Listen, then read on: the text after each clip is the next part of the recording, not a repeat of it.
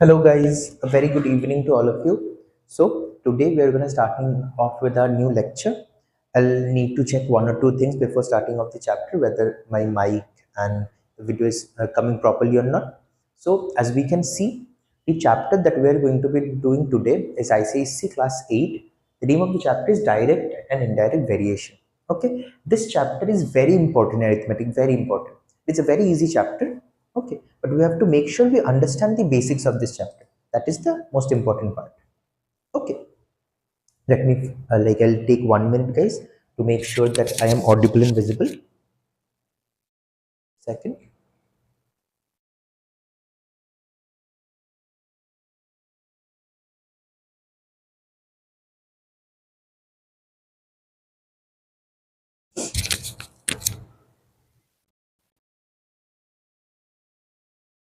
This chapter is very okay. I think we are good to go. Chalo. The name of the chapter is Direct and Indirect Variation. Okay, I'll be using two particular signs, that is proportional to and inversely proportional to. Okay, let us first understand what that is. Okay, see, this thing is known as the proportional sign. If I say a question, okay, that k is proportional to p, this is the first statement, and z is inversely proportional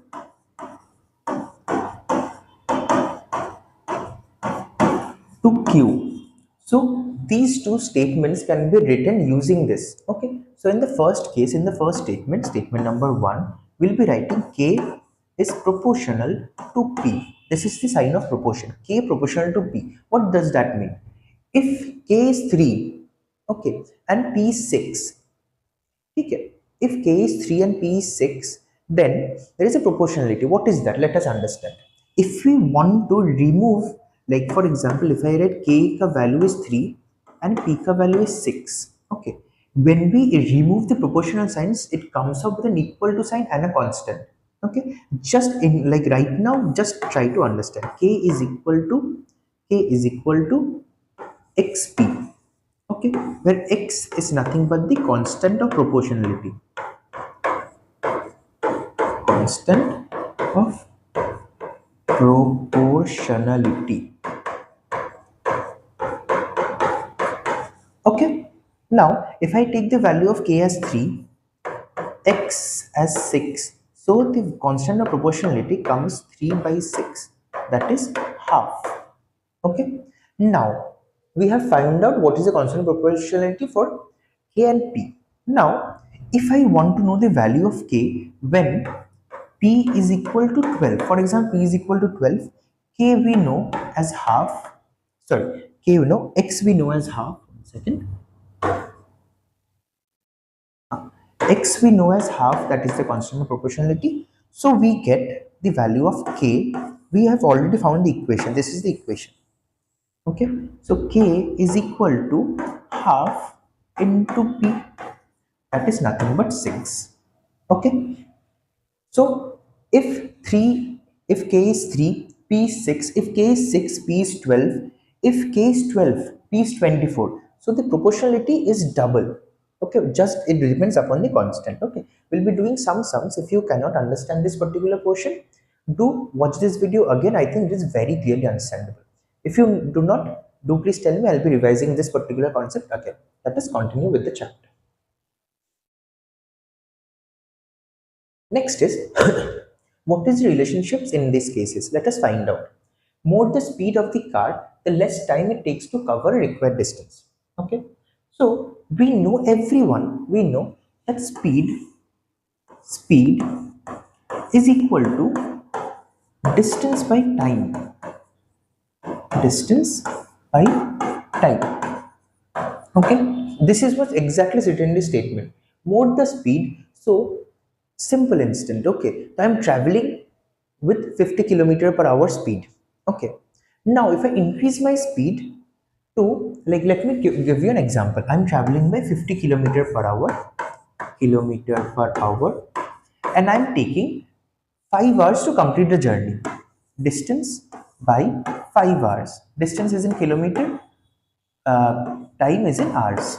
Okay, so the distance here will be 50 into 5, that is 250 kilometers. Now if I increase my speed from 50 to for example 100, double it. Okay, so 100 kilometer per hour. Distance is the same because we have to cover the same distance, right? So 250, let me write it in a fresh portion. So speed is now 100, distance is equal to the same, that is 250, and the time, we have to find out the time. Okay, so time is equal to 250 by 100, that is 2.5 hours. See, when we double the speed, the time reduces to half of what was originally there. This is known as the so the last slide. So speed is directly proportional to distance, but speed is inversely proportional to time. This is what we can understand like this. Okay. Now for the second portion, we have more the number of articles bought, the more will be their cost. Okay. So I bought 5 articles for 100 rupees. Now, if I want to buy 10 articles, obviously, by common sense, 5 articles for 100 rupees, 10 articles for 200 rupees. Okay, that is it. 200 rupees. That is it. This is also proportion. So the article and price is directly proportional. Okay, I think you've understood this particular concept now. Okay. Next, we have a video on what is direct variation. Okay, so let us play this video. Let us understand. There is few video on this chapter. This is not a very big chapter, but it's a chapter worth understanding. So to give this video a watch. Now, first, what is direct variation, right? Okay.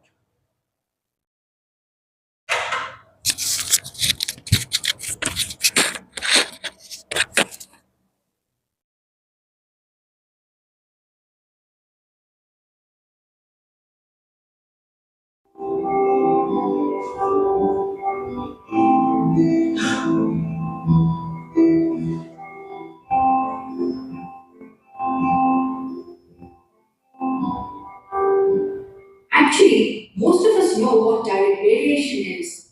It is just the name that scares us. The name direct variation does sound scary. Here's an example to understand it. One book costs 10 rupees. So how much will two books cost? Two books will cost 2 multiplied by 10, that is 20 rupees. We multiply the cost of one unit to the number of units. And similarly, 3 books will cost 3 multiplied by 10, that is 30 rupees. You can see that as the number of books increases, the total cost also increases by the same factor. This is called direct variation. Wasn't it simple? Let's erase this and form a table so that you can understand better. In the first row, we have the number of books, and in the second row, we have the total cost. For one book, the cost is 10 rupees. For two books, the total cost is 20 rupees. For three books, the total cost is 30 rupees, and so on. Now let us form a new row to write the ratio of number of books to the total cost.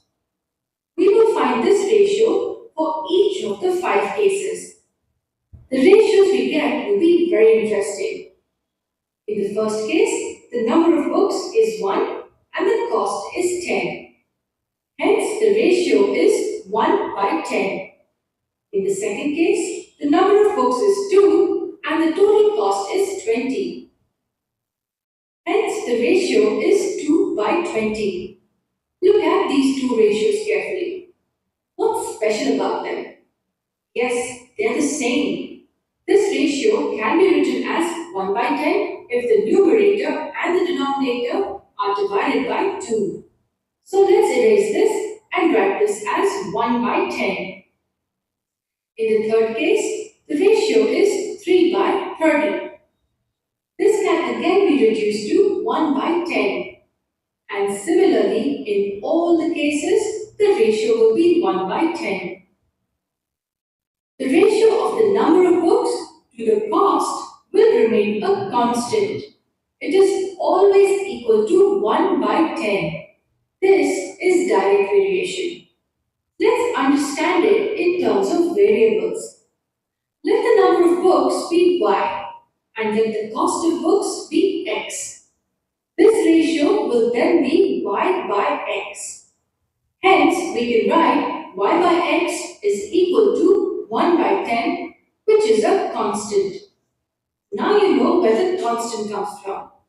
Many students study direct variation as y by x is a constant but have no idea what the constant is. If we multiply both sides by x, we get y is equal to 1 by 10x. This is another way in which direct variation is studied. Y is equal to kx, where k is a constant.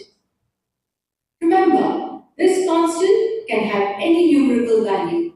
In this example, if one book would have cost 20 rupees, then the constant would have been 1 by 20.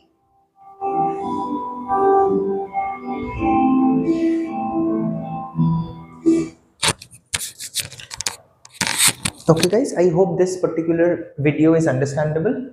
Now let's see what is the next portion of the chapter. I think it's going to be, yes, the second part of the video. Okay, see, I am going to cover all of the videos, whatever be the slide is, we're going to cover it one after one. This chapter I cannot skip any videos, okay, because this is a concept where you have to watch the video and understand what is this happening. I've already given you a very small gist of what we are going to be doing in the chapter in the first like 7 5 minutes only. That is it. But you have to understand after looking at the videos that what are we actually doing and how does each and every sum compare to each and every other video. Okay, so it's time for video number 2.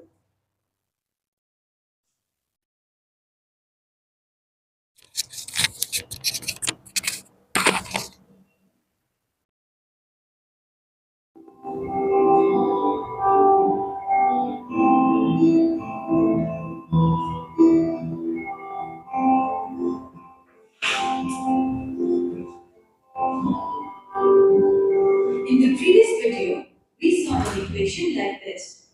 Y is equal to 1 by 10 multiplied by x, where x is the total cost and y is the number of books. This equation is similar to y is equal to kx, where k is a constant. Here, this 1 by 10 is a constant. So if we know the total cost of books, we can find the number of books.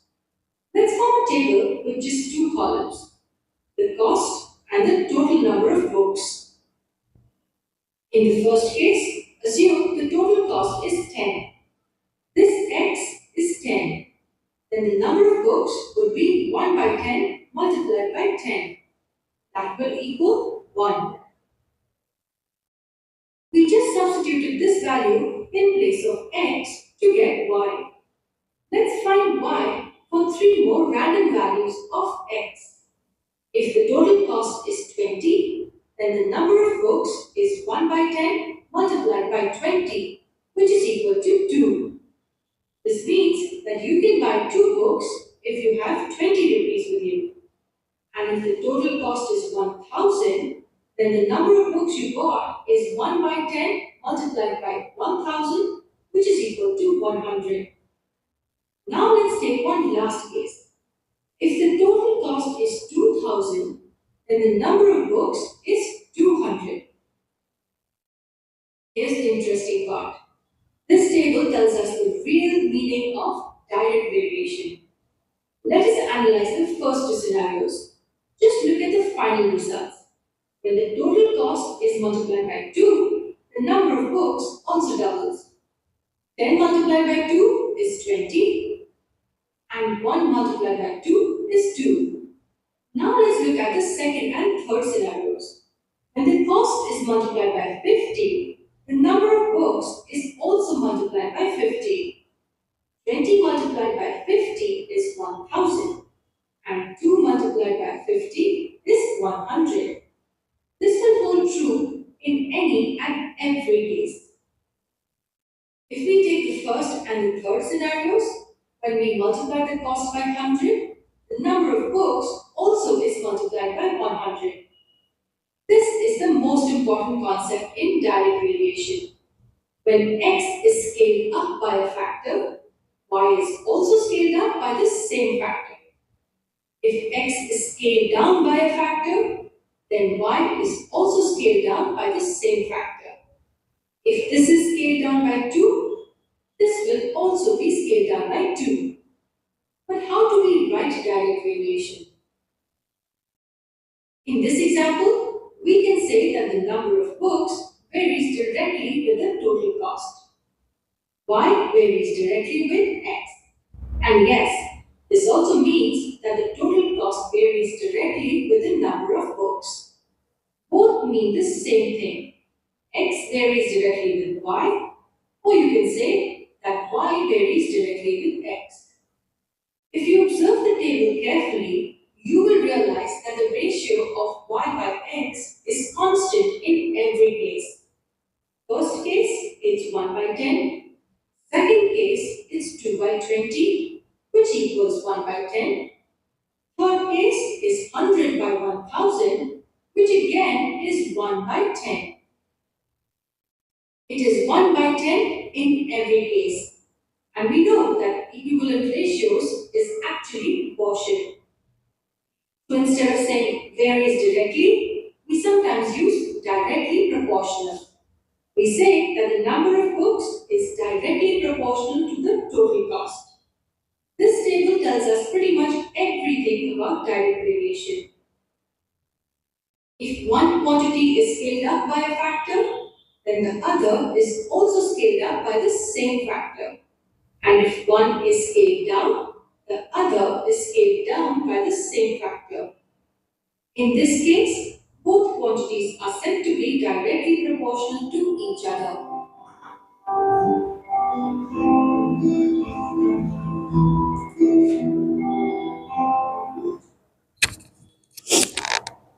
Okay, so second video done. Now it is time for the third video with an example. Okay, so like this I think you have more or less understood what is this. No point seeing the example at least.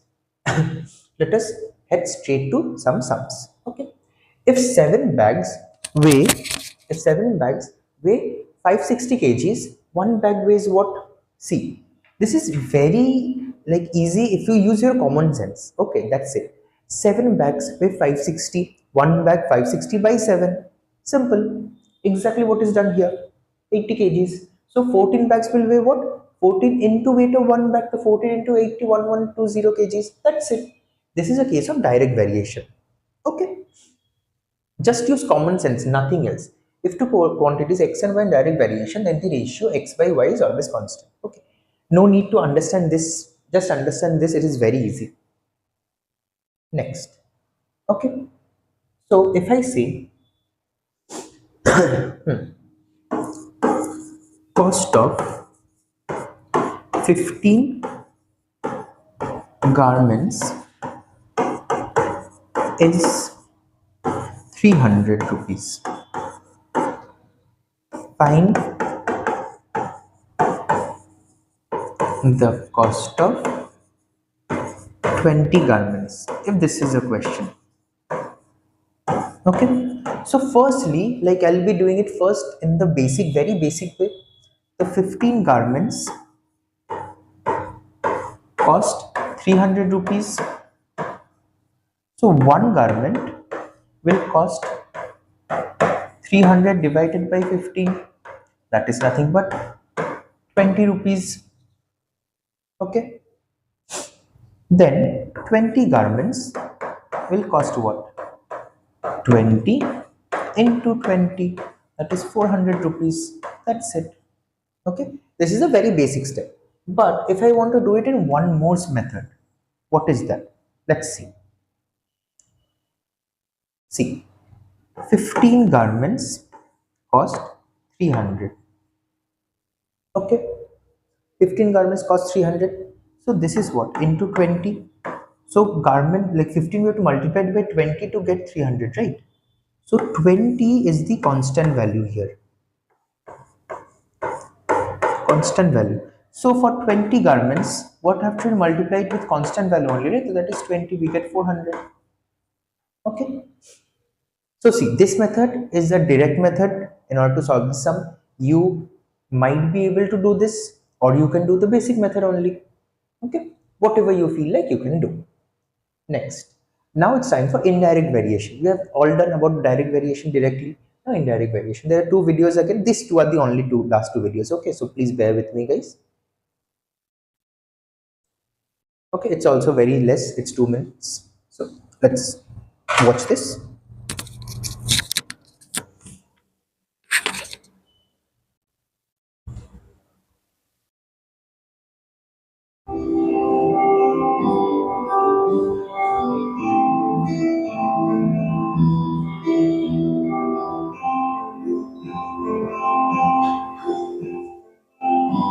Let's understand indirect variation with a very simple example. Consider this car. This car travels a fixed distance to reach this finish line.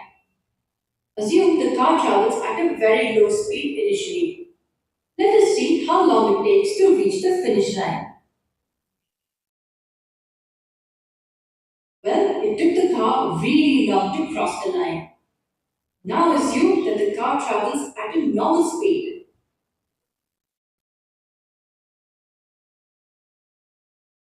It took long, but it was definitely faster than the time it took in the previous case. Remember, the distance is constant in both the cases. Now assume that the car travels fast.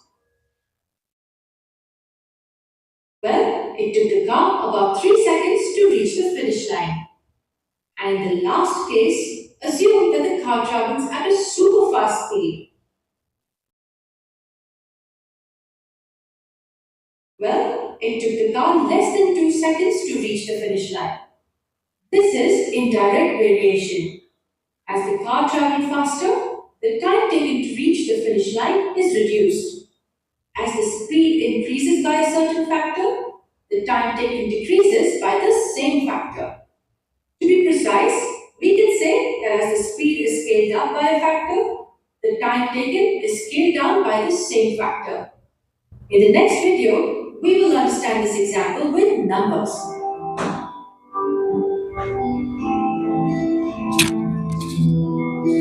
Okay, guys. Now I'll be paying the second video directly. Okay, because I think that is what is present here. Second video. This is the last video, guys. Last. Okay, with numbers. Do please give it a watch. After that, we have just sums and practice.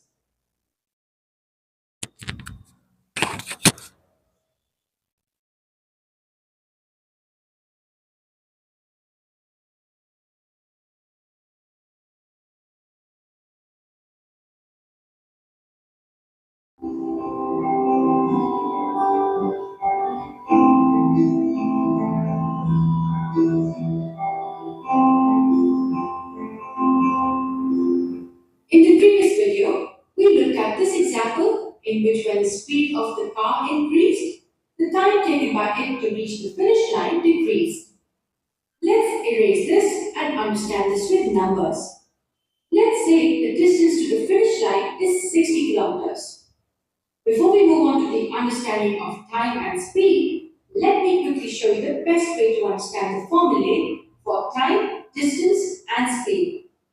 We draw a triangle like this. Write a D inside and divide it into three parts. We write D on top and S and T at the bottom. The letters D, S, and T stand for distance, speed, and time. You should just remember that D should be on top.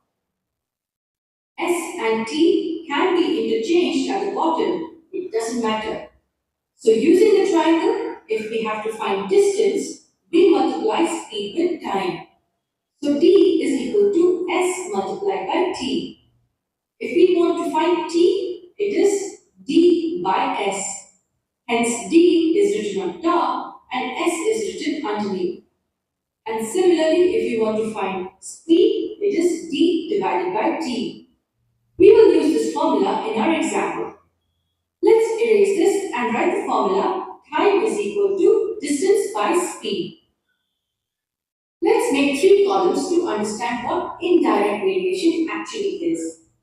Let the speed be x, the time be y, and since the distance is constant, let it be k.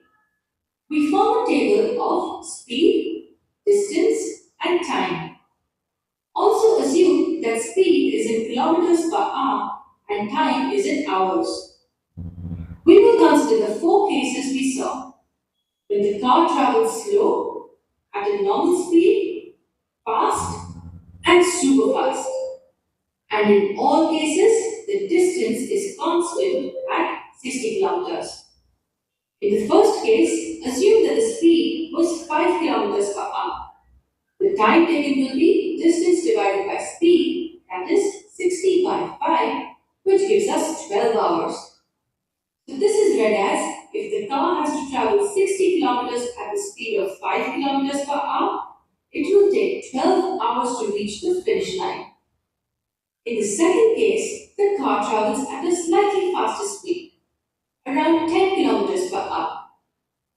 It's faster than in the first case, so the time taken will be 60 divided by 10, which equals 6 hours. And in the third case, the speed is 20 kilometers per hour.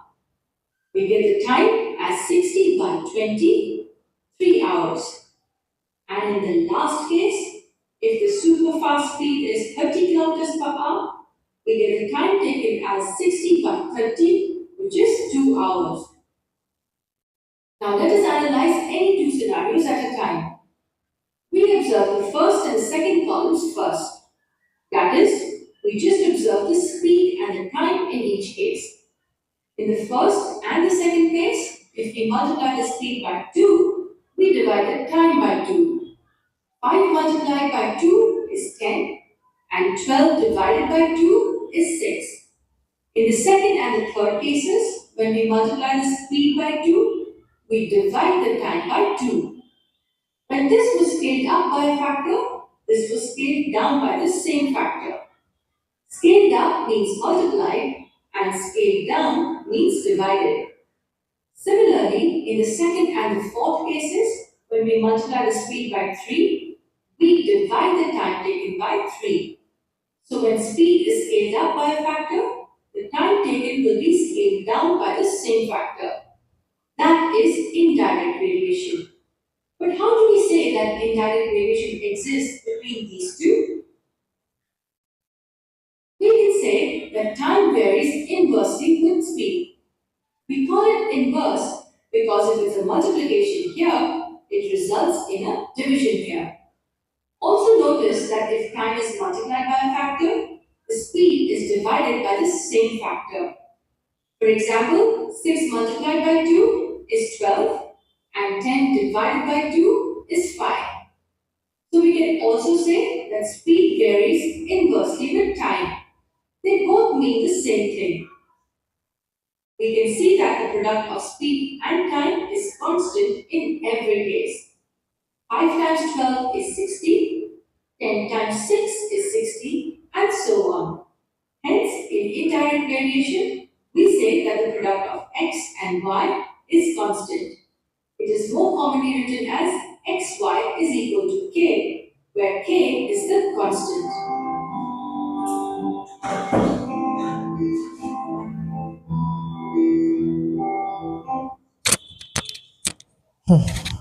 Now, guys, we have finally done and wrestled our way through all of the videos.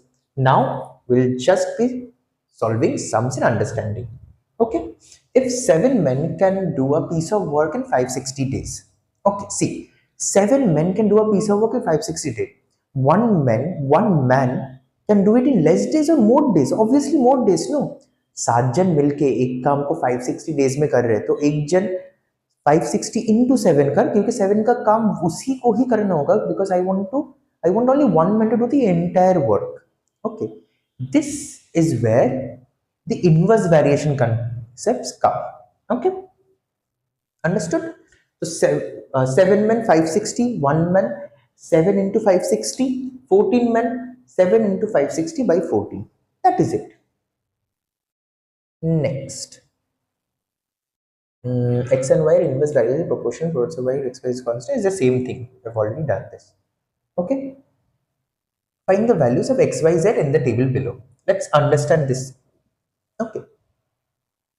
See, P and Q are in direct variation. So P is directly variable to Q.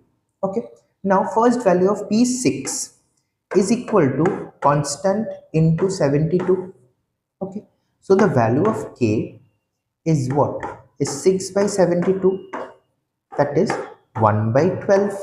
So we have found out the value of K. Now if P is equal to K Q, where I'm taking this. Okay. The value of P is nothing but x here. So x is equal to K is 1 by 12 already given, and Q is nothing but 60.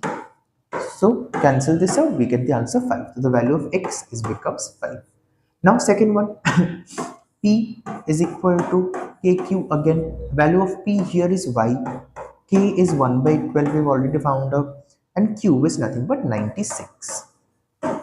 Okay, so I think 8s are right. No, six, six, six twos are six ones are six, six, 36, 8. Oh, I was right. Okay, so y is equal to 8 here. The y ka value is 8 here. Now, last one, p is equal to kq. Here, the value of p is given as 30. Value of k is half, and q we have to find out. Okay, so this will go here and multiply it. So 30 into 12 is equal to q. That is nothing but 360. The value of z will be 360. Okay, so from the first step, like see, this variation is given in the question only, direct variation. Okay, from the first step we have found out it's a direct variation. Second step we found the value of k. And after value of k we just put 1 value. We got the answers for all of them. Okay. Chalo. Next, we have already found this out. Now, a car travels at a constant speed. The time it takes to travel a certain distance is directly proportional to the number of kilometers. Okay. So it is like in this particular question, speed is directly proportional to distance. Okay. If the car takes 3 hours to cover 120 kilometers, how long will it take to cover 200 kilometers? Okay. So a car takes 3 hours to cover 120 kilometers. Okay, let's see. Speed is equal to distance by time. Okay, so speed, distance is what? 120 kilometers. So 120. Time is what? 3 hours. 3. So speed is 40 kilometer per hour. Okay, okay. So how long will it take to cover 200 kilometers? Let's do it. See, when we are traveling over 200 kilometers, we have to find the time. Okay, so we have speed as 40 kilometer, distance is what 200 kilometer, and time we have to find out, right? So time is going to be 200 by 40 hours. That is nothing but 5 hours. Okay. Find the time taken to cover 200 kilometers is 5 hours. Explain how the time varies with distance. Okay. So it varies with distance directly. Okay, sorry. Time and distance. Time and distance. Time and distance. Okay. It varies. How explain how time varies with distance. This particular statement is actually like time and distance varies when we have a speed given. Okay, speed varies directly with distance and speed varies inversely with time. So this question is not correct. Okay, so on to the next. Next, a vertical pole 2 meter 80 centimeter high casts a shadow of 1 meter 60 centimeter long. Find at the same time the length of the shadow casted by 5 meter 20. Okay. See, so a vertical pole, this is 280 centimeter. I'm converting it directly. Cast a shadow of 160 meters, 160 centimeter. Now, in the first question is stating length of the shadow casted by a 5 meter 25. Okay, I'm trying one more. So this is 525 centimeter and I want to know what is this. Okay, see, this is the first one, this is the pole and this is the shadow, pole shadow. Okay, now it is written in this particular sum that they are during the same time. Okay, so 280 by 160 should be equal to 525 by x. Okay, now let's solve it. Okay, so this will be 14, this will be 8, this will be 7, this will be 4. Okay, so does this goes by 7? Let's see. 7 uh, 5 30 49 14 51 52. Yes, so 7 sevens are 49, 49 50 51 53 35. The value of x is 75 into 4 centimeter, that is 20 20 20 and 30, 300 centimeter or 3 meters. Okay, now first one done. Second question.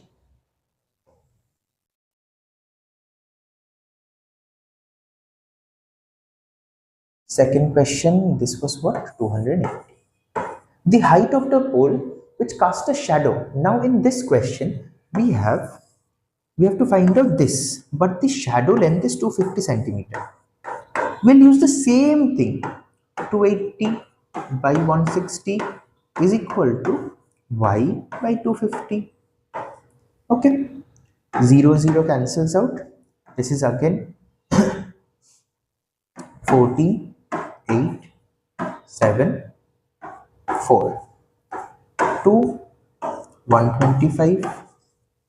So the value of y will be 125 into 7 by 2, that is 5 35 14 15 17 178 875 by 2, that is 437.5. So here it will be 437.5 centimeter or 4.375 meters. Okay, this is the answer for the second question. Okay,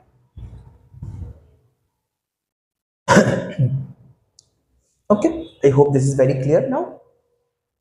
Next question.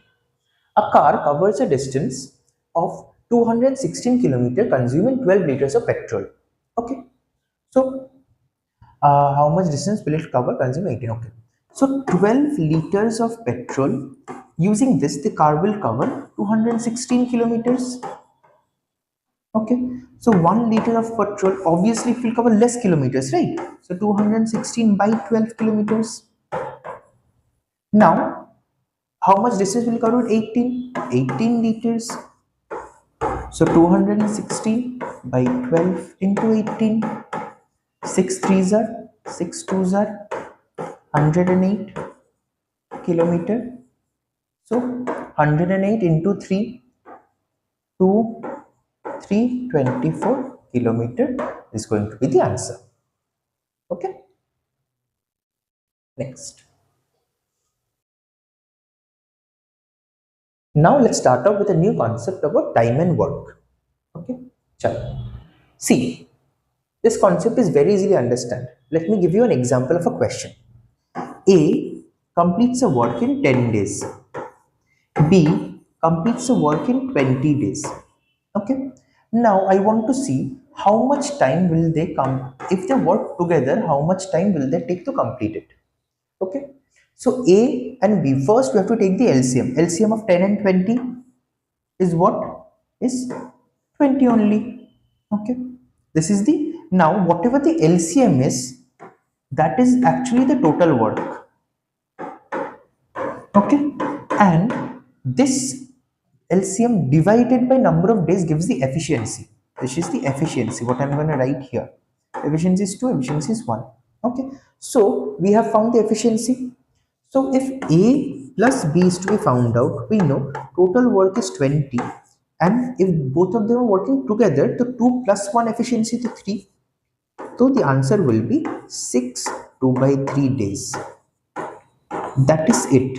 I think this is the easiest method to do this kind of sums. Okay, now let's head straight into our sums. Okay, let's go. So A can do a piece of work in 80 days. Okay, so A can do a piece of work in 80 days. Okay, B can do a piece of work in 100 days. They work together for first 20 days before B goes away. Okay, let's understand. First LCM of 80 and 100. I think that will be 400, but still let's do it.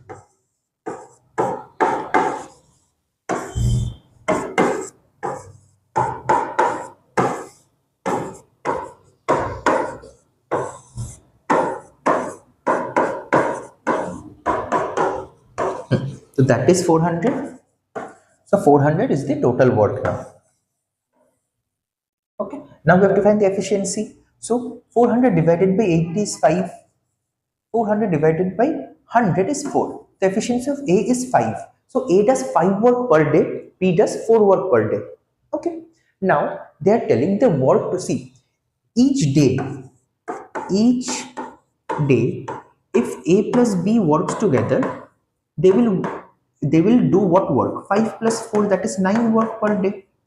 Now the question states that they work for the first 20 days. Okay, so simple, work for 20 days is how much? 1 day is 9, so 20 days is 9 into 20, that is 180. Sorry, that is 180 work is done. 180 work is done. So now work remaining is what? Total work was what? 400. So 400 minus 180. So 220 work is remaining. Okay. Now this has to be completed by A because B went out. Okay. B बोल रहे tata bye bye. अभी now A has to finish the entire work. So A के efficiency was what? 5. Okay. So simple. Time taken by A to complete the remaining work is 220 divided by 5, that is nothing but 44 days. Okay, this is the answer for this sum. I think this is the easiest method to do sums like this. Okay, so if this is the basic method that you use in school, I use that method, LCM method. This is also, they are doing the same thing. Okay, so so next thing is, this is the last sum of the day probably, I think. One second. Yes, this is the last sum for the day. This is the last. Okay, chalo, let's go. A can do 2/3 of a certain work in 12 days. Okay. B can do 1/6 of the same work in 4 days. In how many days will they complete the work? Okay, chalo. So 2/3 of the work done in 12 days. Okay. So one work will be done in 12 into 3 by 2 days. That is, in 18 days, A can do the entire work. Okay, similarly, in B's case, the 1/6 of the work in 4 days. So total work B can be doing is 4 into 6, that is 24 days. So after doing this, okay, so 2/3 if it's done in 12 days, so one work will be 12 into 3 by 2. This is very easy. So now we'll write. So we have found out A does it in what? 18 days, and B does it in 24 days. Again, LCM time 18 and 24. Let's see. This is, see, new kind of trick to find LCM. Let's see. Okay, so I have 18, I have 24. Okay, so this is 6 into 4, this is 6 into 3. Okay, so 6 is common, so 6 into 3 into 4, that should be the LCM. So 4 3s are 12, 12 into 6 are 72, so 72 is the LCM. So this is the total work. Okay, so 24 goes by this what, 3 times, and 18 goes by this what, 4 times, I think. So 18 into 4, I am again very bad with calculations. 72. This is 4 times. Okay, now they want in how many days will they together complete the work. Okay, so 72 is the total work per day. If both of them are working together is 4 plus 3, that is 7. So time taken by A plus B is 72 divided by 7. Okay, that is what 1, 10, 2 by 7 is. That is the answer. See, whenever you have fractional answers in this type of sums, don't be afraid, it will come as fraction. Okay. Okay, I hope this is clear. So this is the end of our class for today. I hope you understood what is direct variation, inverse variation, and time on work basic concept. If you need any help or anything, do please contact us. Have a great evening. Bye bye. See you soon.